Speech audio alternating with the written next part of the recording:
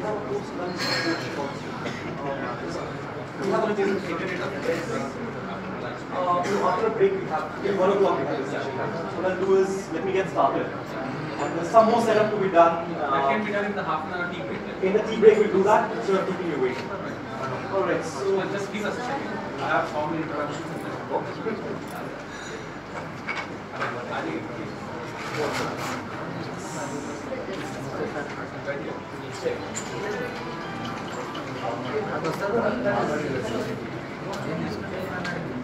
It's okay.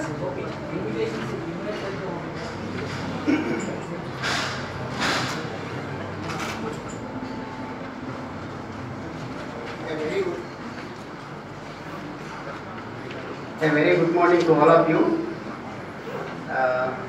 I welcome you for this international conference on innovative technologies in engineering, College of Engineering, Usmania University. By the 4 departments, we are organizing biomedical engineering, computer science engineering, electronics and communication engineering, and electrical and electronics engineering. Collaboratively, we are organizing this international conference under centenary celebrations. This is the first time we are conducting all together. It's a great, happy moment for us. Now we have tutorial sessions today, morning and afternoon also there. Today the first tutorial talk by Mr. Abhishek Chowdhury. I request you, sir, please come on to the dais and after this.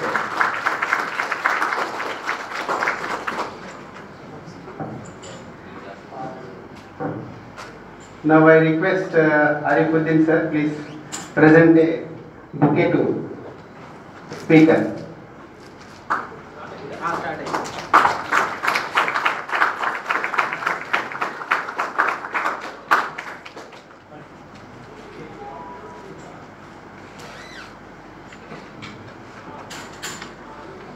Now I request Professor Arifuddin sir to give the brief overview of the talk about the speaker.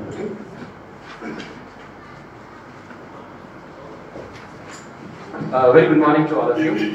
I am Arif Sohail. I represent IEEE Hyderabad section and currently I am the tutorial chair of the session. We had a very uphill task of finding out what could be really technically suitable for 4 different branches when all of them are coming under one umbrella. And after a lot of deliberations in the committee meetings, we thought that artificial intelligence is a topic that would be touching all these 4 engineering streams. That is the reason why we chose to go ahead with artificial intelligence and deep learning concepts in the morning session. And then again, the other upcoming technology, trending technology, that is there is Internet of Things, and that's the reason why we went ahead with that in the afternoon session. So we have tried to put together a very good program for all of you. Abhishek is from IBM, and on a personal level also he is very much involved into building chatbots and artificial intelligence with respect to neuromorphics and with respect to the human body. And in the afternoon session we have got very good speakers from Bangalore. We have Dr. Jaikumar Singaram coming from Bangalore all the way for this tutorial session, and finally we'll be ending up with Dr. Maruti Rao, who is the chair of IEEE Hyderabad section, will be talking about the edge technology for IoT. So we have tried to lay out this program, seeing that we have a very diverse audience belonging to all 4 branches, and I hope we'll try to make justice for this thing. So please enjoy the tutorials. Thank you very much.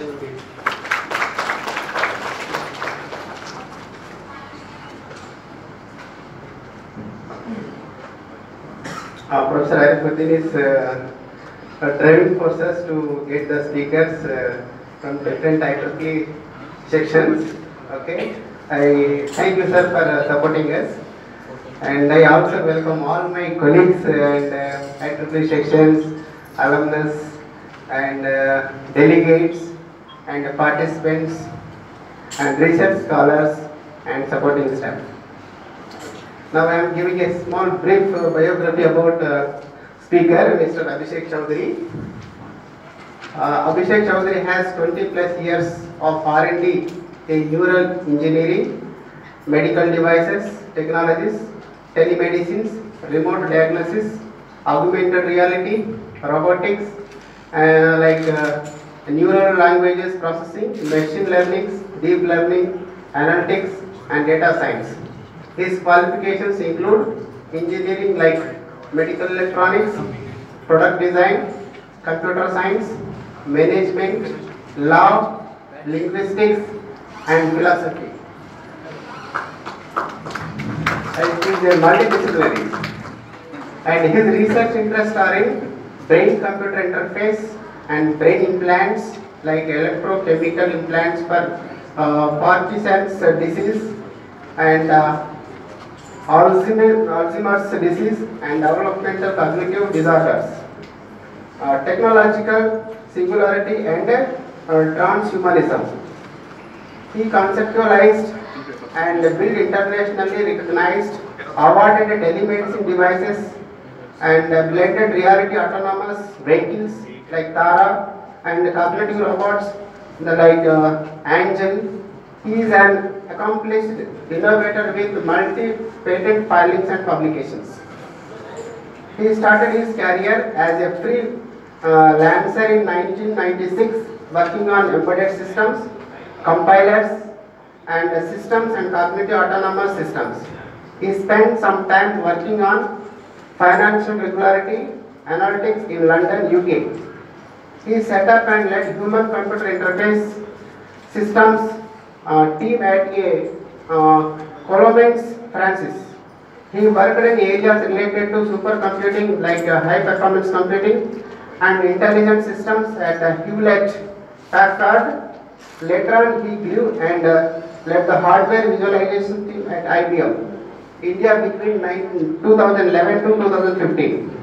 Presently, he is working on hardware acceleration for machine learning and deep learning at IBM. Thank you, sir. Again, once again, we will welcome you to this international conference. Thank you very much. Yes.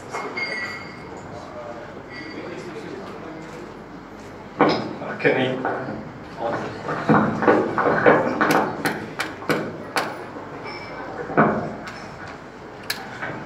Thank you, sir. So, whatever that introduction was, all I can tell you is I've been at whatever I'm doing for 22 years and I'm still struggling, so I don't know whether that is a good thing or a bad thing to struggle so long. Alright, so thank you for joining us. Thank you for joining us today, and hopefully there will be a nice takeaway that you have. Typically in these sessions, what we try and do is, I'll come to the topic straight away, instead of spending time on this and that. We try to ensure the audience leaves empowered about doing AI. Just at a small meeting right before this session here, I was remembering how in college, even the word AI was like, not the generations before us, sir, but at least our generation, we were asked not to say AI. Say machine learning, say neural networks, say genetic algorithms, fuzzy logic, all the other things, but don't use the term AI because it was assumed that AI cannot be. And today we are back again where we are saying singularity, and so reminded me transhumanism, yes, that has been a focus area. What that is, we'll try and talk about many of those things. Now, let me know if we use the microphone, because if I'm talking on the microphone, I may not be, if it goes off, I may not be audible to people on the seats behind. Before we get started, a little bit of a caveat, because I do these sessions in personal capacity. I work for the company that makes the best AI, I can claim that, but we are not here being endorsed by my employer. I'm talking of things that are academic, out there in textbooks, out there in research papers, and just trying to share what I have discovered. There are hurdles in the way, and I have not just me, but me, my colleagues, my friends, we have resolved those hurdles, how to set up AI, how to train AI, and all that we try to do today is tell you how to get past those hurdles, and then we all work together.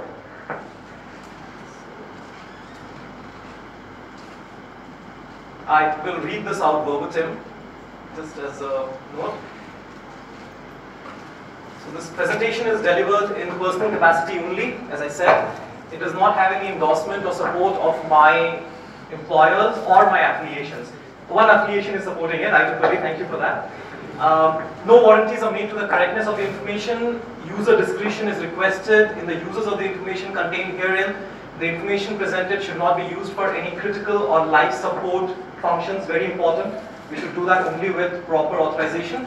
And the author and presenters are not responsible for damages or losses incurred directly or indirectly as a consequence of accessing, applying, or otherwise using this information. Images are commons attributed, but kindly do not use directly from the presentation. The presentation as such will probably be there in the CD. But if you're using it, ensure for the images you know where they are attributed from. All the images on the slide deck here are Creative Commons attributed. They can be used, but look for them on the internet. So, having said that, let's get back to where we were. And let me take you to the first slide. By the way, this page, if you follow up on this, it's quite easy to find me because doing all of those struggle for 22 years, I somehow came up with this word cognitist. Don't worry about whether it makes sense or not, whether it has a meaning or not. I love this. So on LinkedIn, Facebook, wherever else, you'll find me using this user ID. And the reason I created this page was Facebook was getting things blurry for me. Not about the company, the social media. There are different corporate. I would not have any comments about any corporate here. But the social media of Facebook was making a blur between my personal life and my work life. I don't mind my colleagues commenting on a nice family picture, but then it's always better to have a public page. So Cognitist is a public page. Feel free to use it. You'll find information related to these conferences over there, such similar seminars that I conduct. And at the very onset, although you don't have your laptops here, we'll do it sometime, and if you have issues later doing it on your laptops, you can always come back to this page. But there's a little investment for these sessions. Although I do it for free, there's a little investment. And that investment is, okay, before I go into that, I see a lot of young crowd also. Any of you have a calculator? Anyone? Phone has a calculator. Thank you, man. So, what is the population of India? 120 crores. 137 crores yesterday I checked. Can you tell me, multiplied to the power of 5, what power of 5 will make it 130 crore? You remember your log basis, right? So log of 5 divided, log of the population of the country divided by log of 5, I believe, so that would be correct. So can you quickly give me the number?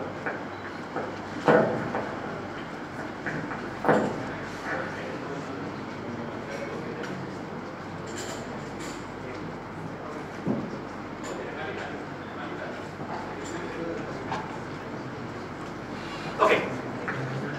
Maybe the calculator is. Did you get the number? Louder? Okay, that's okay. I'll tell you. The number is around 13.5 or 14, something like that. And the investment is related to that log base 5 of the population of the country. What I expect is, everyone, each of you, if there's a takeaway from this session, hopefully there will be, and what we cannot achieve here will be achieved through the page, through the social media platforms we are creating. Please ensure you pass on this information you gather here on to at least 5 other people. At least 5 other people, and ensure you put the same criteria on them that they have to pass on that information to another 5 people. Now you realize why I said to the power of 5? Multiply that, and within 2 weeks you can train the entire country in an understanding of AI. Remember, the session is not mastering AI. It says artificial intelligence, a day to learn, but a lifetime to master. It takes, somewhere I read, so I think the College of Engineering in Pune, that's where I found this quote first. It said, the more I knew things, the more my knowledge grew, the shores of my ignorance grew further. So the more my ocean of knowledge grew, my shores of ignorance grew much bigger. So the more we know how little we do know actually. But whatever little we can do, I'm not saying be overtly nationalistic. If we can extend that to the power base 5, whatever that was, calculation to the world population. The reason for that is, we stand at a juncture, and we'll go through this. We will do introduction to AI, working concepts and all, so we are on track. We stand at a juncture today where we may hit upon this technological singularity. And when we come back after the break, I will have this guy talking to you. Many of you know, maybe knowing what this is. So it's a well-engineered piece of AI. It doesn't come from my employer. We have alternative solutions, but nice piece of engineering there. We stand at a point where any day, just about any day, we'll see the newspaper report, and someone might announce we have reached there, we have achieved per se technological singularity. Now don't worry, it will not be so dramatic. There will be challenges, there are absolute challenges out there. There are obvious questions on the other side. What will happen to us as human beings? Will we just go away, disappear? No, nothing like that is going to happen. I have my point of view, need not always be correct, but I talk about that through this presentation. But at the least what we can do is, people who are on the other side of the cognitive divide. When we were youngsters, there was this term about digital divide. We all remember we did a lot of things, we tried to do, we followed your guidance and did a lot of things on digital divide. What was digital divide? We have a computer, I have a computer, someone does not have. I'm on one side of the digital screen, the other person is on the other side of the digital border.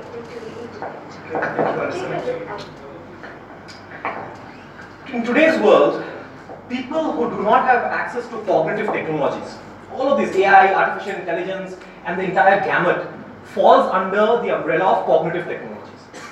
We are creating a group of people who have access to that, who do not have access to it. So let's ensure at the very onset, I wanted to share my feelings, why I do these sessions, why I believe it is important to set that investment criteria that you go and teach another 5 people. Let's ensure we bring people across the cognitive divide. Digital divide was solved more probably, so in my opinion, this device that we all carry, the smartphone, this was a major proponent of solving the digital divide.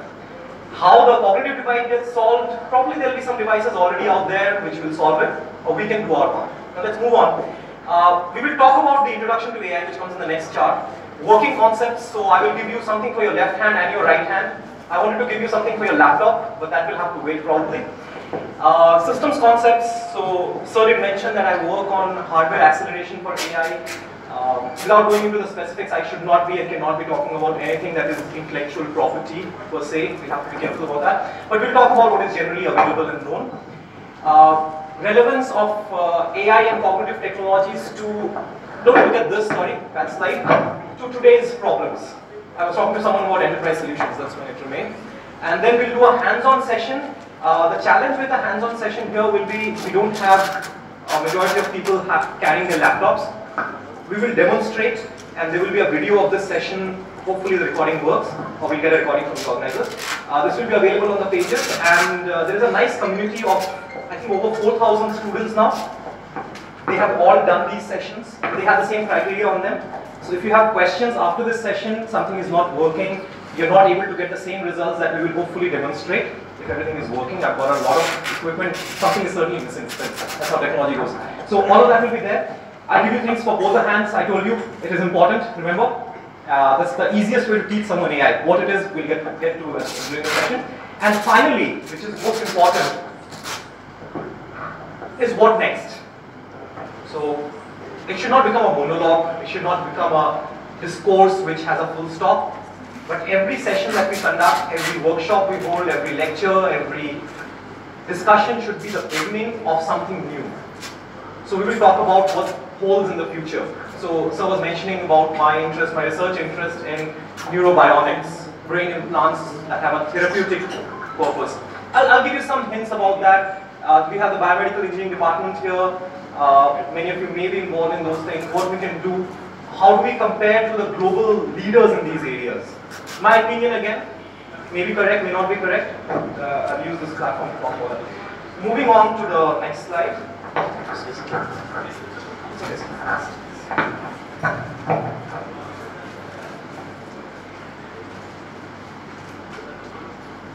Okay, that's not part of the slide set.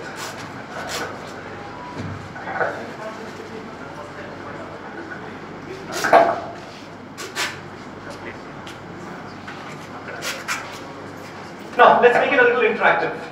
I don't want my audience to go to sleep right at the morning, first session of the day.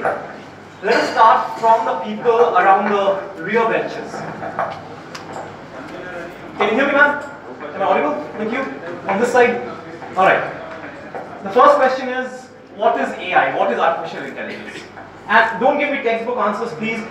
This session is really the antithesis of what a textbook does to us. I'm sorry, so many of you are professors, many of us, we talk to students, but these are again personal opinions, don't take me wrong.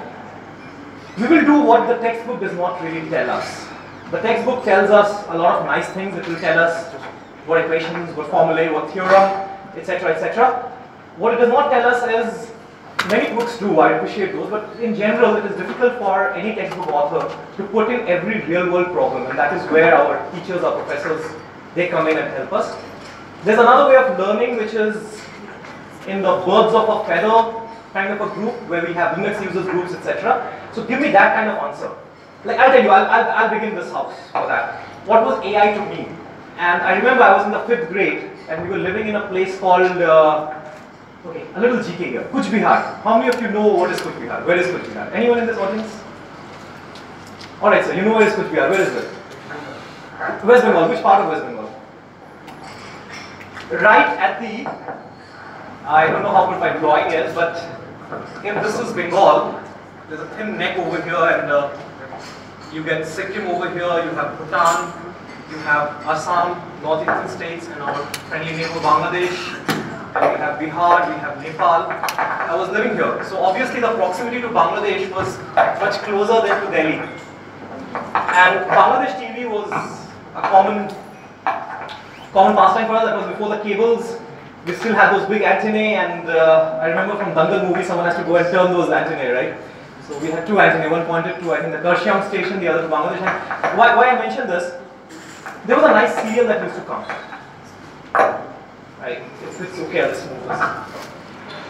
There was a nice serial that used to come, and that serial had students or kids, and they had a small toy robot. A small toy robot. And that robot would grow up and become a humanoid. Of course, it was a drama, there was nothing real in it. I'm talking about early 90s, late 80s or early 90s. And that is when I was intrigued. How do we make these guys intelligent? Around that time, my father's department was getting computerized. He had bought me a book called Chipping In. I still remember Brother Francis D'Souza. I mean, quote unquote, probably my first guru in computer science. And I was like, okay, how do we go about doing things? And a lot of things started then. So that was my definition of AI, a robot that could talk and interact like human beings. Okay, so I will put that first on the board, and then I'll open the house for the audience after I move my drawing.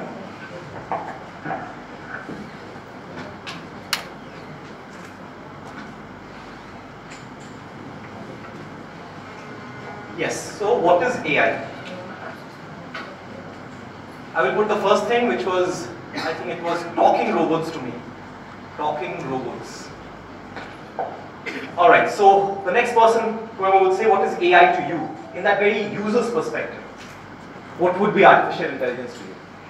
And I would request you, please don't be shy, let's just make it an open gathering. No one is judging any of us here.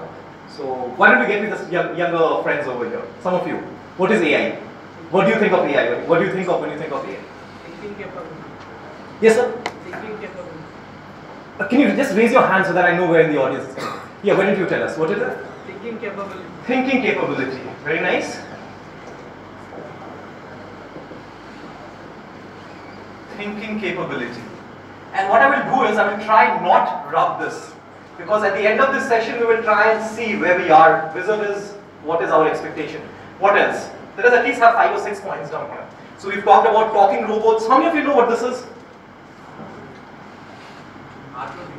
R2D2, yes. Who, my friend? Thank you. Star Wars. Alright. So, what else is... I think I've already put this guy there, talking robots, thinking capability. What else is AI? What movies do you think of when you think of AI? Sophia, yes, please. Don't be shy, someone. Yes, ma'am. Sophia. I don't know, they don't have a trademark on that, right? Or Sophia could be anyone. Sophia, the robot. Or the term that we use is anthropomorphic. Alright, what else? We're getting there. A few more things. Yes, sir? Cloning human intelligence. Cloning human intelligence. Wonderful, sir.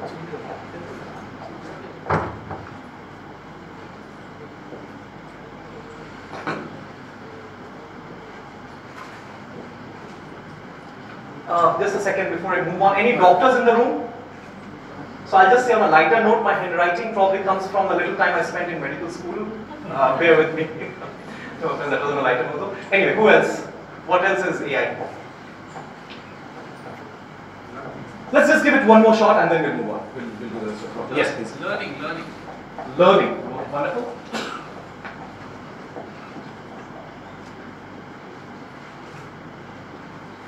Learning.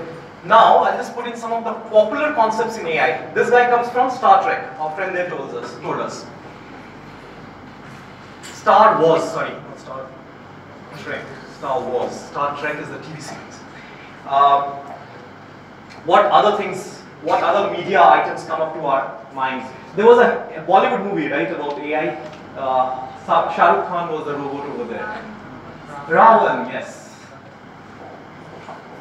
And then there was another one, again from our Rajnikant, which was that's a robot. Robot. Alright, so the movie. How many of you know about HAL? Absolutely, sir. I was waiting for that. I will put HAL over here, sir, if you. Because HAL is more than just media. It's a cult we all grew up to. 2001: A Space Odyssey. Fair enough. AI also has another connotation. How many of you have watched the movie The Imitation Game? I believe that's what it is called. Yes, sir. So, great. So, The Imitation Game, I have not watched it. And the reason is, it's about a person who is, yes sir, who is really, if I could rise further up, he is there for me. That's where all of this started. And I don't like biopics because they at times challenge our notions. The thought we hold about a person, the biopic challenges that. Maybe someday I'll watch it. But to me, he's the hero of the code breakers.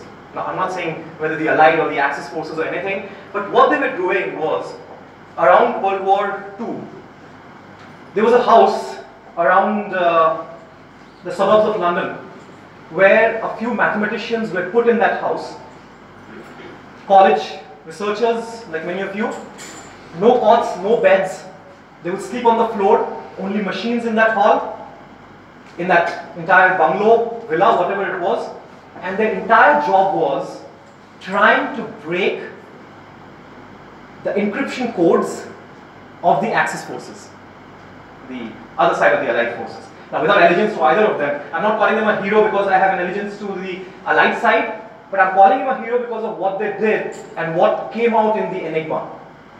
Later on, Turing followed it up. Moving on, what do you think is AI? We've got that. Turing followed it up and he went to the US for his research, for his doctors, and there he collaborated with Professor Church and the famous Church-Turing thesis, the entire computer science that we study today and everything that came up. But Turing also came up with something very, very important as a part of that, and that is the Turing test. So what is the Turing test? Let us put this vis-a-vis the Turing test. Now, Turing test was, I believe he published that in 1944 or 45, one of those years, one of those 2-3 years. It's been 40 years, around 70, 80 years ago. So, what is the Turing test? Anyone in the audience? I'm very sure the professors here know it very well. We've all learned from them, but anyone, our younger friends over there, what is the Turing test? Once my device over there, the echo dot comes up, it's the kind of a test that you will put to that device. Let me put this test to you. You know what happened yesterday? I was running a cloning machine at home. Now, many of the things I say will just be like, just to make don't take this literally. So I was running a cloning machine in my lab, and that clone was successful. Today morning, I was too tired to come down. I was a little late, sir, because I got the clone ready and I sent it over. Now, prove it to me that I am the real human being and not the clone. How would you do that? Did you get my point? I'm saying, I have sent a clone down, I'm not the real human being, I'm controlling it remotely. How would you prove it whether this is an autonomous clone, let's say. How would you prove whether it is the real Abhishek or an artificial Abhishek? Very difficult. Very difficult. But that test is the test that Turing said, Professor Church and Turing, they were researching machine intelligence, or whatever was the term they did. Although much of what came out of that, the Turing machine and all, actually became the foundation of our computer science, computer engineering today, but that was his target. And in that, what Turing said was, to judge whether a system has cognitive abilities or not, put the system behind a screen. Put the system behind a screen and let users interact with two things, a control, which is a real human being, and the system under test. If the human who is interacting with it is able to tell, if the human can tell which is the robot and which is the human being, then the Turing test has failed. Because then they're able to tell this is the robot. Whereas if the human is actually not able to say which is the human and which is the system, then the Turing test has succeeded. A very vague definition many may say, but a very practical definition. So that's where we come from. That was the idea of AI. The term AI was not coined till another 15, 16 years after that. The term AI came in the 1956 Dartmouth conference, which is the University of Dartmouth now. I believe it used to be the college, Dartmouth College there. So there in a conference, the term artificial intelligence was coined. Before that, it was all research into human intelligence, research into logic, etc. Now, having said that, that test resembles the points that we have come up with. Now, I told you, I'm going to give you things for your left hand and your right hand. If you were to decide whether this is the real Abhishek or not, or is this some robot, what are the first few things that actually you look at someone and say this person is intelligent? Close our eyes. Let's do this. 10 seconds. Close your eyes. You can still hear me. I'm talking to you. You put me a question, I'll be able to answer that. I ask you something, you'll answer me. You would still be convinced that I am an intelligent being. Quote unquote, the word intelligent sounds a little cacophonous here. I am someone who has cognitive functioning. I will use the word cognitive more often because intelligent has a different social connotation. So it's a little difficult using it. So the first thing that comes up, and I would want you to, if it is difficult to hold up your hands, I would not request you to hold it up, but hold your hands out. The first thing that we need for intelligence is the ability to process speech. We all agree to that. That's your speech. You can open your eyes now. So the first thing is, one finger out of